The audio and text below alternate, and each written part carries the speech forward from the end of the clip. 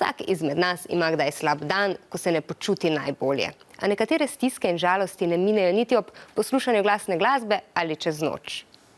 Takrat se je dobro s kom pogovoriti, nekatere terapije pri strokovnjakih pa vključujejo tudi umetniško izražanje in takšnim rečemo likovne terapije. Tem osebam s težavami pomagajo, da se odprejo in spregovorijo. Ker znanje ni nikoli odveč, so za vas terapijo preizkusili učenci iz osnovne šole Spodnja Šiška. Voščenki in risalni list. To sta le dva izmed pripomočkov delavnice likovne terapije, kjer mladi o svojih stiskah spregovorijo prek risb. Likovno samo po sebi je zelo sproščujoča.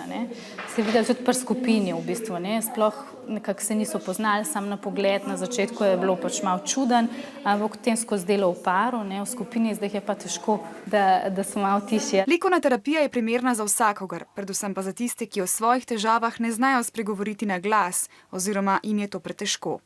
Zato je pogosto zelo primerna za otroke in mlade, ki se prek risanja sprostijo in terapevtu potem lažje zaupajo svoje težave.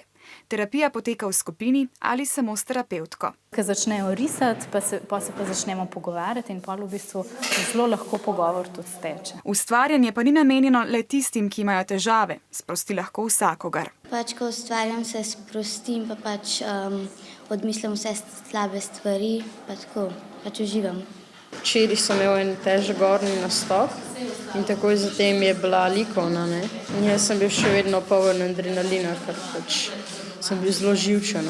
In potem sem se lahko pri likovni sprostil in je bilo zelo fajn. Sprostitev, ki jo prinese ustvarjanje, pri likovni terapiji hitro pokaže svoj dobrodejni vpliv. Je pa res, da je tudi malo odvisno od mladostnika, ki pride v likovno terapijo. Najboljša prednost takšne terapije pa je, da ni treba začeti takoj govoriti o stvarih. In velikokrat gredo domov sproščeni z boljšimi občutki, kot da bi se njihova stiska kot barve prelila na risbo.